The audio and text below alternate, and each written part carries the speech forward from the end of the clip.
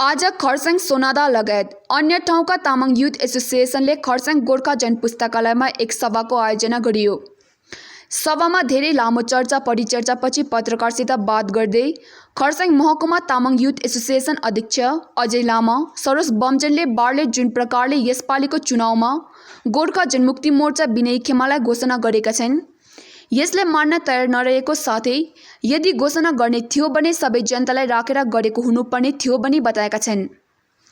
सोनादा खण्ड समितिका छामा तामाङले घोर विरोध जनाउँदै यदि 26 तारिकसम्म घर निर्माण कार्यको रकमहरू लाभार्थीहरूलाई नहालिदिए कोर्टमा केस फाइल गर्ने बताएका छन्।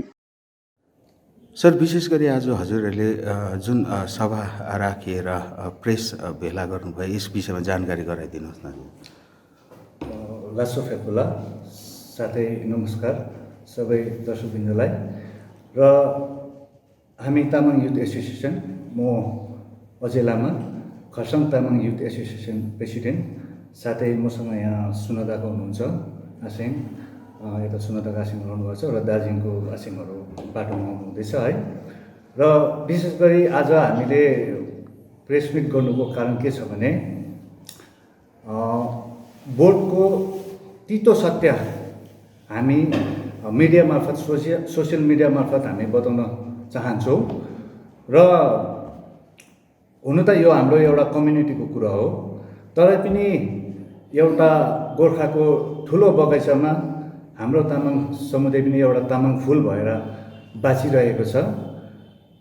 र हाम्रो तामाङ समुदायको पहाडमा एउटा छुट्टै इतिहास छ, किनकि एउटा घरमा घरको झमेला, घरको झगडा घरभित्र मिलाउन सकेन भने त्यस कुरालाई समाजमा ल्याउनु हामीलाई करै लाग्छ। र त्यसै कारण हामीले एउटा गोर्खा समाजलाई पनि यो हाम्रो जो गुनासो छ त्यो बताउन खोजेको हो। र विशेष गरी तामाङ विकास बोर्ड 2014मा सुश्री ममता ब्यानर्जीले मिरिकमा घोषणा गर्नुभएको हो। र त्यस बोर्ड गठन गर्नको निम्ति हाम्रो 70% तामाङहरूले त्यस कार्यक्रमलाई सफल बनाउनमा ठुलो योगदान पुर्याएको छ। र त्यसमा विशेष गरी हाम्रो गरिब निम्न स्तरका तामाङ समुदायहरूको ठुलो भूमिका छ हेर्नुहोस्। तर आज यहाँ 2-4 जना व्यक्तिहरूले पर्सनल बोर्ड पाएको जस्तो ट्रिटमेन्ट गरिरहेछ हेर्नुहोस् हामीलाई, हाम्रो तामाङ युवाहरूलाई, गरिब तामाङहरूलाई हेर्नुहोस्। र उहाँहरूले मेमोरेन्डम चढाएको कुरा गर्छ, ठिक हो, मेमोरेन्डम उहाँहरूले चढाउनु भयो, हामी मान्छौँ। तर मेमोरेन्डम के उहाँहरूले नचढाएको भयो के बोर्ड पाउँथेन? 16वटा बोर्ड गठन छ पहाडमा हेर्नुहोस्।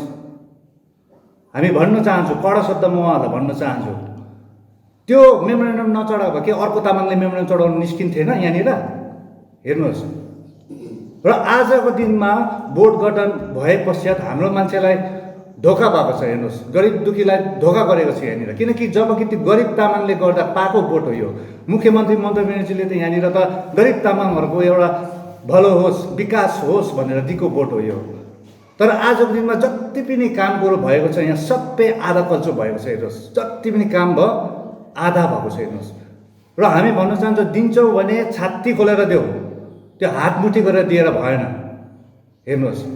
र हिजो हाम्रो बोर्ड मार्फत पनि भनौँ या टिवाई मार्फत सेन्ट्रल कमिटीहरूले पनि एउटा सिलगढीमा गएर प्रेस भेला गर्यो, सिलगढी जर्नलिस्ट क्लबमा उहाँहरूले गएर। र उहाँहरूले यसपालि विधानसभामा जस्तै हाम्रा GTA 2लाई सपोर्ट गर्छु भन्नुभयो, हामी मान्छौँ, ठिक छ है। र चेयरम्यानको निर्देशअनुसार उहाँहरू जानुभएको, बोर्डको निर्देशअनुसार। र उहाँले भन्नुभयो र उहाँहरूलाई हामी प्रश्न गर्न चाहन्छौँ, आजको दिनमा तपाईँहरूले घोषणा गर्नुहुन्छ भने यहाँको तामाङहरूलाई खुसी पारेर आफ्नो पहाडमा घोषणा गर्नुहोस् न, किन सिलगढीको गएर गर्नुहुन्छ? त्यहाँ जानुको मुख्य कारण के छ भने त्यहाँनिर त्यो बङ्गाली न्युज, ABP न्युजले चाहिँ कलकत्तामा मेसेज दिन्छ, किनकि यहाँनिर त खुसी त सुश्री ममता ब्यानर्जीलाई मात्रै एउटा मेसेज दिनु छ हेर्नुहोस्। जिटिएका चेयरम्यान अनित दाजुलाई मात्रै उहाँहरूले एउटा पोजिसन बचाउनुको लागि यहाँनिर त्यो प्रकारको एउटा रणनीति खेल्दै छैनस्। उहाँहरूले खेल सुरु हुनुभन्दा अगाडि दगुरेर फर्स्ट हुन्छु भन्ने खालके काम हामीले सुरुदेखिको यहाँनिर हामी अहिलेसम्म अन्डरस्ट्यान्डिङ गरेर बसेको हेर्नुहोस्। तर आजको दिनमा कुनै पनि कुरोको एउटा लिमिट हुन्छ, सहने मेरो शक्ति हुन्छ होइन। तर उहाँको निर्णयहरूलाई चाहिँ हामी 1 मान्दैनौँ, 2 मान्दैनौँ, 3 मान्दैनौँ, हामी मान्दैनौँ। हामी टिवाई गरिब दुखी जनतासँग हामी बसेको छौँ यहाँनिर ग्रासरुट लेभलमा। उहाँको सुख दुःख हामीले बुझेको छौँ। हेर्नुहोस्, उहाँहरू त माथि माथि बस्नुहुन्छ, हामी बसेर यहाँनिर काम गरेको छौँ। प्रत्येक गरिब दुखीले के चाहन्छ भोलिको दिनमा? के उहाँहरू खुसी छ? 6 वर्ष लागिसक्यो, 6 वर्षको अन्तरालमा के तपाईँहरूले यहाँको तामाङ समुदायलाई खुसी बनाउन सक्नु भएको छ? त्यो प्रश्न गर्न चाहन्छु हामी तपाईँहरूलाई। हेर्नुहोस्, आजको दिनमा 6 वर्षमा कमसेकम तपाईँले 60% तामाङलाई त खुसी बनाउनुहोस् न काम गरेर। तब पो तपाईँहरूले यहाँनिर गर्वसँगले आएर भोट हाला, यसलाई सकौँ त्यसलाई सकौँ भन्न सक्छ। हामी आजको यस मिटिङमा हामी यहाँ शाखाको प्रतिनिधिहरू पनि छ। हेर्नुहोस्, अझै हामीले बोलाउनु पाएन कतिजनालाई, र आज यो सोसियल मिडिया मार्फत चाहिँ सबैलाई मेसेज दिन चाहन्छौँ है।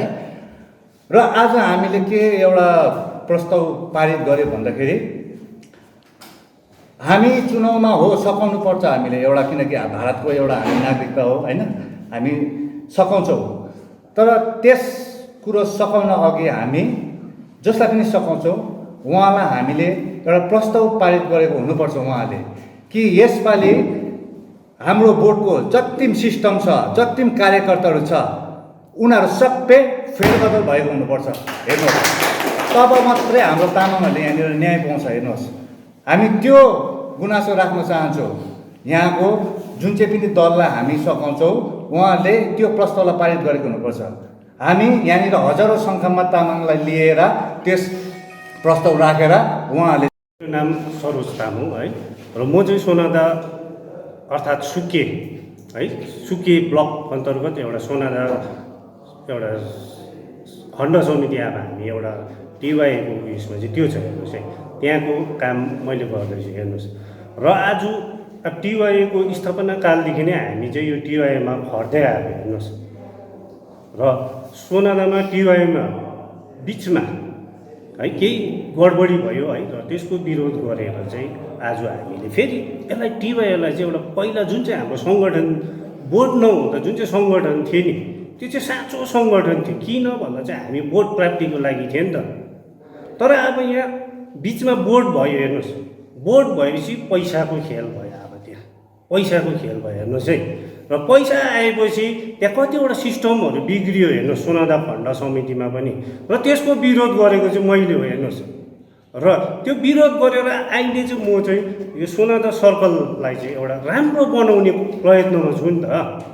र मैले मेरो लेभलमा राम्रो काम गर्दैछु। हेर्नुहोस्, सफार्दैछु, कहाँ भुल हुँदैछ के हुँदैछ सफार्ने प्रयत्न गर्दैछु।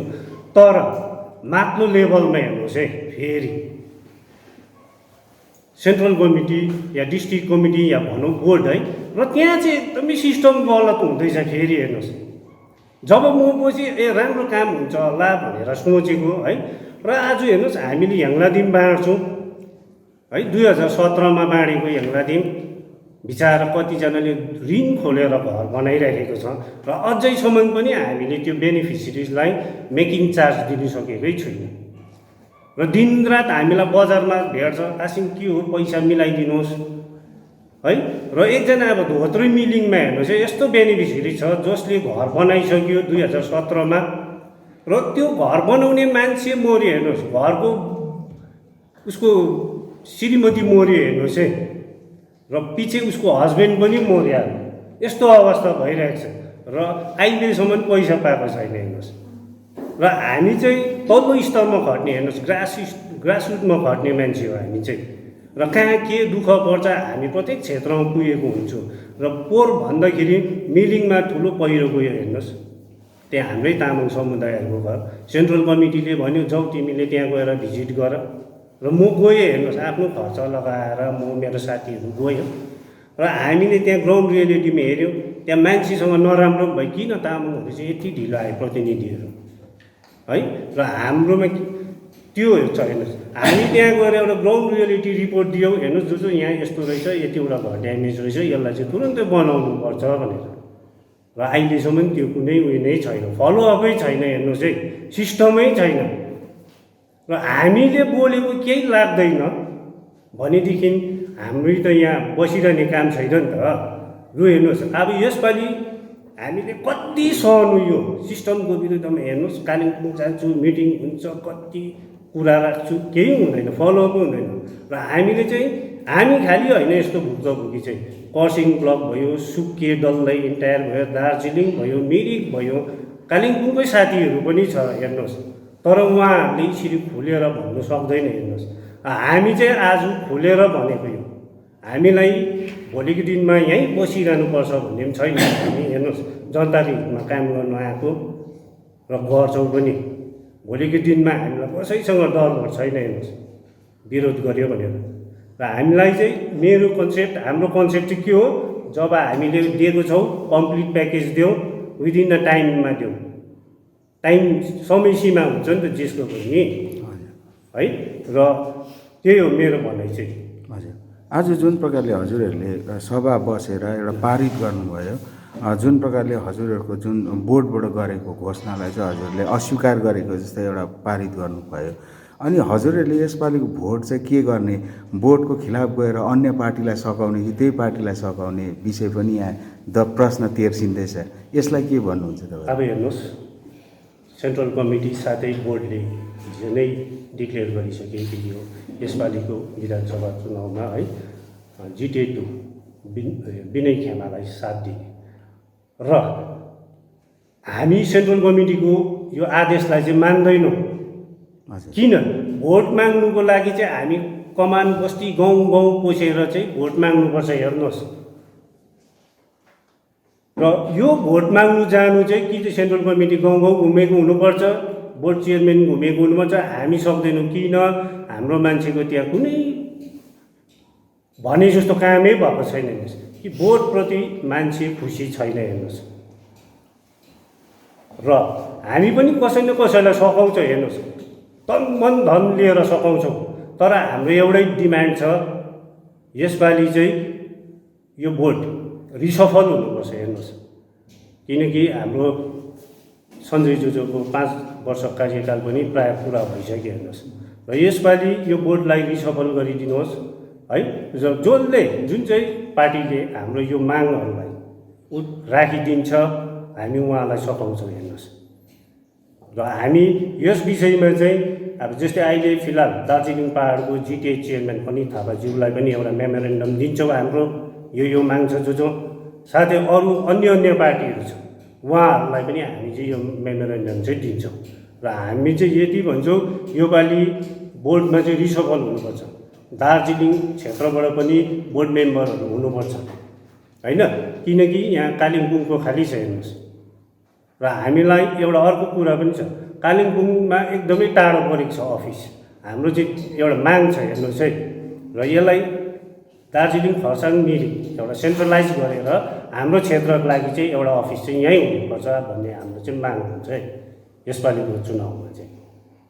र हामी यो जसले यो हाम्रो मागलाई सुनिदिन्छ, माथिल्लो तहसम्म पुर्याइदिन्छ, हामी उहाँलाई नै यो यसपालिको चुनावमा सघाउनेछौँ। आजको सभालाई लिएर सुनादाबाट हजुरले के विचार राख्नुहुन्छ? हजुर हेलो, नमस्कार हेर्ने दर्शकहरूलाई। र म सुनादाबाट धामल बोल्दैछु। र म चाहिँ अलिकति ह्याङ्लाधिमको लागि बोल्छु। 2017मा चाहिँ ह्याङ्लाधिम 11वटा दिएको हो। 11वटा घर ह्याङ्लाधिमको पनि 12,000 गरेर मात्रै पेमेन्ट भएको छ, अरू भएको छैन। त्यहाँदेखि पछि 16वटा घर पास भयो ह्याङ्लाधिम, त्यसको एक कन्ची पनि दिएको छैन। र उहाँले भन्छ सप्लाईवालाले खाएको छ भनेर भन्छ, सप्लाईवालाले भन्छ बोर्डकोले लगिसकेको छ भन्छ। र मैले एकपल्ट चाहिँ तपाईँको मतिगढामा मिटिङ भएको थियो, होटेल के बर्सना होटेल भनेको थियो। र अब म चाहिँ केस गरिदिन्छु भनेर चेयरम्यान साहबले भन्नुभएको थियो। चेयरम्यान साहबले भन्नुभयो नगरिदिनु र मिलाइदिन्छु। आजैसम्म पर्खेँ र म धेरै पनि भन्नु चाहदिनँ। र यो चाहिँ म 26 तारिक शुक्रबारको दिन चाहिँ अब बेनिफिसियल कमिटीले केस गर्दैछ, जब सप्लाईवालाको नाममा केस गर्दैछ।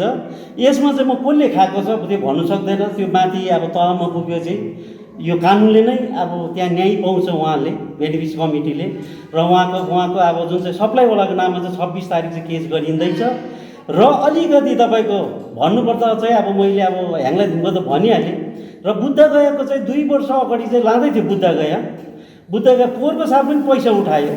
पैसा उठाउँदाखेरि चाहिँ के भन्यो पैसा दियो लास्टमा चाहिँ के रहेछ भने त्यहाँ चाहिँ पछि त भन्छ रिम्बुर्चेले नल्याउनु त्यहाँ पनि खै पैसा नै यस्तो खालके अलिकति हिनामिना भएको जस्तो भएको रहेछ र त्यही कारणले चाहिँ अब रिम्बुर्चे नल्याउनु भनेको रहेछ। त्यो विषयमा चाहिँ अब हामीलाई पुरा त थाहा छैन तर अब हाम्रो हेरेसमेन्ट चाहिँ अब हाम्रो तामाङ सन्तानलाई भयो र अब बुद्धगया जानु नपाउँदा भगवानको दर्शन गर्नु नपाउँदा सबलाई दुःख खोल्लो भयो नमिठो हो र त्यस्तो खालके अब आश्वासन दिएर पनि पैसा चाहिँ नउठाओस्। अब हाम्रो ती कति उठाएको थियो 200 रुपियाँ उठाएको थियो र होइन त्यो 2000 त फर्काइदियो र हाम्रो चाहिँ फर्काइदियो सोनादाको चाहिँ र तपाईँको अब पोहोरको सालको चाहिँ अब लान्छु भनेको थियो लगेन र लास्टमा यो खालके चाहिँ अब हेरेसमेन्ट पनि नदियोस्। एउटा भगवानको दर्शनमा जाने सबको इच्छा हुन्छ र अब चाहिँ फर्दर चाहिँ यस्तो खालके नहोस्। अब र ह्याङलाधिमको चाहिँ र अब हामी 26 तारिकको दिन चाहिँ केस फाइल गर्दैछौँ हो कि सर। बुद्धगया एकतर्फ अनि जुन यो घर पाउँछ बेनिफिसियरीले सामान पाएर त्यहाँदेखि एउटा बेनिफिसियरीलाई कति पैसा चाहिँ एक्चुअलीमा पाउँछ उसले? अहिले तपाईँले भन्नुभयो 12,000 मात्रै पायो, कति पैसा चाहिँ पाउनु पर्ने हो र कति दिएको छैन अहिलेसम्म चाहिँ? तपाईँको अब एउटा कुरो चाहिँ उहाँले भन्नु चाहिँ 35,000 हो कि र 12,000 मात्रै पाएको छ र अरू रेस्ट पैसा पाएको छैन र यताको चाहिँ तपाईँको 16वटाले लालपन्जी पनि पाएको छैन हो कि र अब बेनिफिसियल कमिटीले चाहिँ के छ भने मेरो टाइपमा भएको पुरा प्रेसराइज गर्छ मैले र मेरो प्रेसराइज गर्दाखेरि चाहिँ मैले चाहिँ भनिदिएको छु बेनिफिसियल कमिटीलाई मेरो एगेन्स्टमा पनि केस गर्नु अब कि त मैले खाएको हुनुपर्छ कि त अब सप्लाईवालाले खाएको हुनुपर्छ कि त अब बोटकोहरूले खानुपर्छ नि त। यो त अरूले त खाँदैन नि, तपाईँको टाउकोहरूले खान्छ नि त। र मैले चाहिँ भने डिक्लेयर गरेर चाहिँ उहाँले चाहिँ शुक्रबार चाहिँ केस फाइल गर्नु भएको छ। यो शुक्रबार चाहिँ तपाईँहरूले केस फाइल गर्नु भएको छ।